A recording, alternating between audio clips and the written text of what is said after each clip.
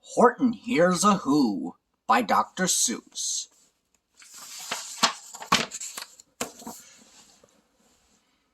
On the 15th of May, in the jungle of Newell, in the heat of the day, in the cool of the pool, he was splashing, enjoying the jungle's great joys, when Horton the elephant heard a small noise.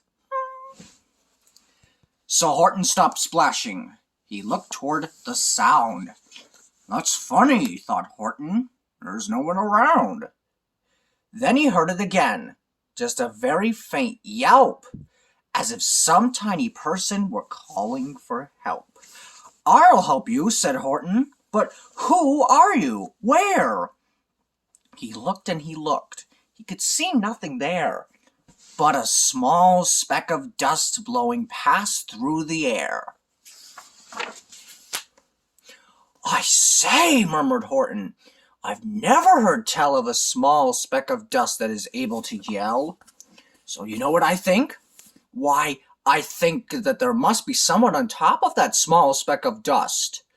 Some sort of a creature of very small size, too small to be seen by an elephant's eyes. Some poor little person who's shaking with fear that he'll blow in the pool he has no way to steer.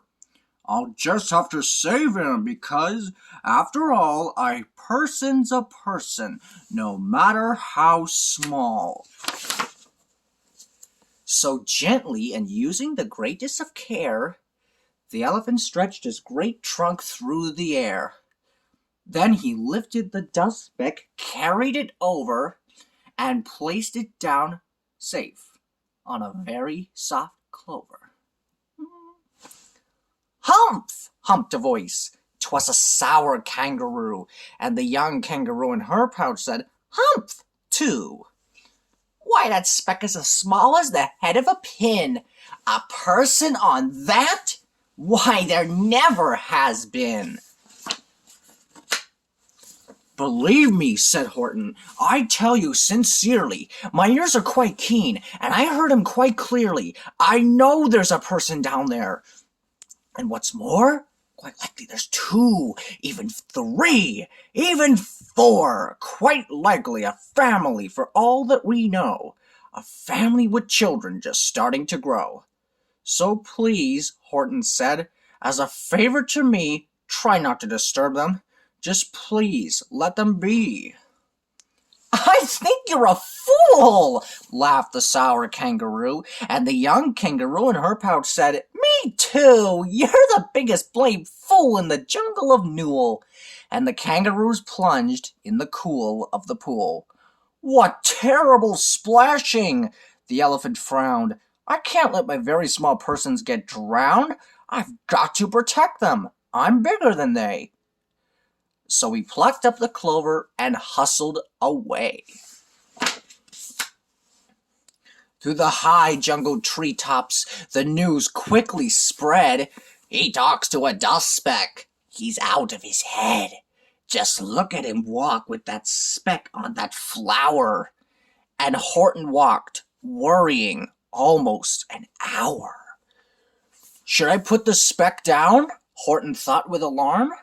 "If I do, these small persons may come to great harm. I can't put it down, and I won't. After all, a person's a person, no matter how small." Then Horton stopped walking. The speck voice was talking. The voice was so faint he could just barely hear it. "Speak up, please," said Horton. He put his ear near it. "My friend," came the voice, "you're a very fine friend. You've helped all us folks in this dust speck no end. You saved all our houses, our ceilings and floors. You saved all our churches and grocery stores." "You mean?" Horton gasped. "You have buildings there too?" "Oh, yes," piped the voice. "We most certainly do." "I know," called the voice. "I'm too small to be seen, but I'm mayor of a town that is friendly and clean. Our buildings, to you, which seem terribly small, but to us, who aren't big, they are wonderfully tall. My town is called Whoville, for I am a Who, and we Whos are all thankful and grateful to you. And Horton called back to the mayor of the town, "You're safe now. Don't worry. I won't let you down." But just as he spoke to the mayor of the speck, 3 big jungle monkeys climbed up Horton's neck. The Wickersham brothers came shouting, "What rot! This elephant's talking to Whos who are not. There aren't any Whos, and they don't have a mayor. And we're going to stop all this nonsense. So there!" They seem mean. They snatched Horton's clover. They carried it off to a black-bottom eagle named Vladikoff, a mighty strong eagle of very swift wing, and they said, "Will you kindly get rid of this thing?"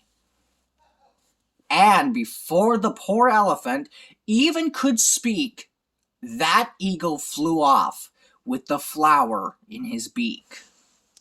All that late afternoon and far into the night, that black-bottom bird flapped his wings in fast flight, while Horton chased after with groans over stones that tattered his toenails and battered his bones, and begged, "Please don't harm all my little folks who have as much right to live as us bigger folks do."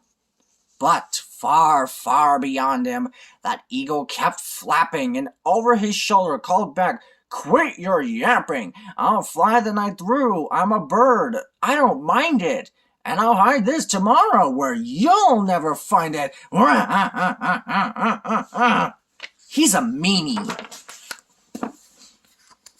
And at 6:56 the next morning, he did it.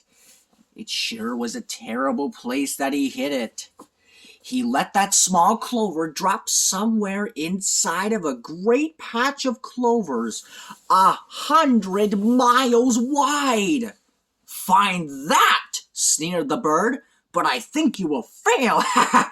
And he left with a flip of his black-bottomed tail. "I'll find it," cried Horton. "I'll find it or bust.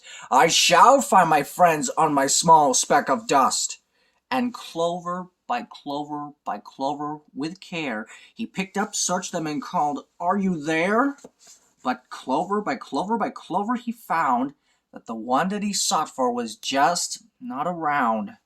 And by noon poor old Horton, more dead than alive, had picked, searched, and piled up 9,005.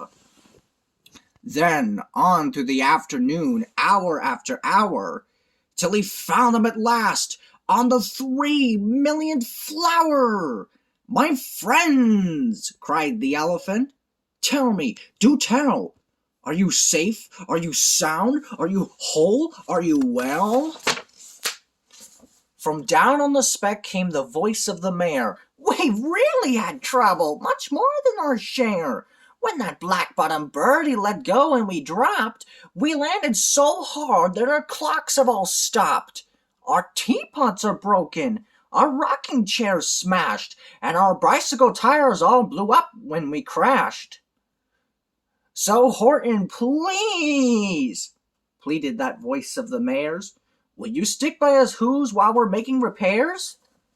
"Of course," Horton answered. "Of course I will stick. I will stick by you small folks through thin and through thick." "Humph!" humped a voice. "For almost 2 days you've run wild and insisted on chatting with persons who never existed. Such carryings on in our peaceable jungle. We've had quite enough of your bellowing bungle. And I'm here to state," snapped the big kangaroo, "that your silly nonsensical game's all through." And the young kangaroo in her pouch said, "Me too. Uh-oh. I don't like where this is going."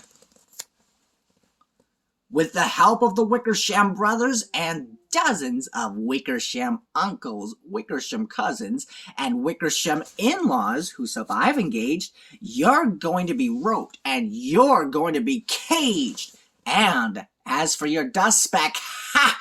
That we shall boil in a hot steaming kettle of bezel nut oil. Boil it? Gasped Horton. Oh, that you can't do. It's all full of persons. They'll prove it to you. Mr. Mayor! Mr. Mayor! Horton called.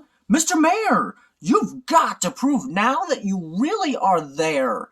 So call a big meeting. Get everyone out. Make every who holler. Make every who shout. Make every who scream. If you don't, every who is going to end up in a bezel nut stew.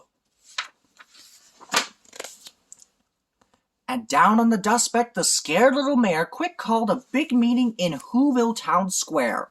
And his people cried loudly. They cried out in fear. We are here! We are here! We are here! We are here! The elephant smiled. That was clear as a bell. You kangaroos surely heard that very well. All I heard, snapped the big kangaroo, was the breeze and the faint sound of wind through the far distant trees. I heard no small voices, and you didn't either. And the young kangaroo in her pouch said, Me neither. Grab him, they shouted, and cage the big dope. Lasso his stomach with 10 miles of rope. Tie the knots tight so he'll never shake loose. Then dunk the dumb speck in the bezel nut juice. Horton fought back with great vigor and vim, but the Wickersham gang was too many for him. They beat him, they mauled him, they started to haul him into his cage. But he managed to call to the mayor, Don't give up, I believe in you all. A person's a person, no matter how small. And you very small persons will not have to die if you make yourselves heard. So, come on now, and try! The mayor grabbed a tom-tom. He started to smack it. And all over Whoville they whooped up a racket. They rattled tin kettles. They beat on brass pans, on garbage pail tops, and old cranberry cans. They blew on bazookas and blasted great toots, on clarinets, oompas, boompas, and flutes. Great gusts of loud racket rang high through the air. They rattled and shook the whole sky. And the mayor called up through the howling mad hullabaloo, Hey, Horton, how's this? Is there sound coming through? And Horton called back, I can hear you just fine, but the kangaroo's ears aren't as strong quite as mine. They don't hear a thing. Are you sure all your boys are doing their best? Are they all making noise? Are you sure every who down in Whoville is working? Quick, look through your town. Is there anyone shirking? Through the town rushed the mayor from the east to the west, but everyone seemed to be doing his best. Everyone seemed to be yapping or yipping. Everyone seemed to be beeping or bipping. But it wasn't enough, all this ruckus and roar. He had to find someone to help him make more. He raced through each building. He searched floor to floor. Oh, he'd better hurry before it's too late. And just as he felt he was getting nowhere and almost about to give up in despair, he suddenly burst through a door, and that mayor discovered one shirker, quite hidden away in the Fairfax apartments, apartment 12J. A very small shirker named Jojo was standing, just standing, and bouncing a yo-yo. Not making a sound, not a yip, not a chirp. And the mayor rushed inside, and he grabbed the young twerp. And he climbed with the lad up the Eiffelberg Tower. This, cried the mayor, is your town's darkest hour. The time for all whose who have blood that is red to come to the aid of their country, he said. We've got to make noises in greater amounts. So open your mouth, lad, for every voice counts. Thus he spoke as he climbed. When they got to the top, the lad cleared his throat, and he shouted out, "Yop!" And that yop, that one small extra yop, put it over. Finally, at last, from that speck on that clover, their voices were heard. They rang out clear and clean, and the elephant smiled. Do you see what I mean? They proved they are persons no matter how small. And their whole world was saved by the smallest of all. How true! Yes, how true, said the big kangaroo. And from now on, you know what I'm planning to do? From now on, I'm going to protect them with you. And the young kangaroo in her pouch said, Me too!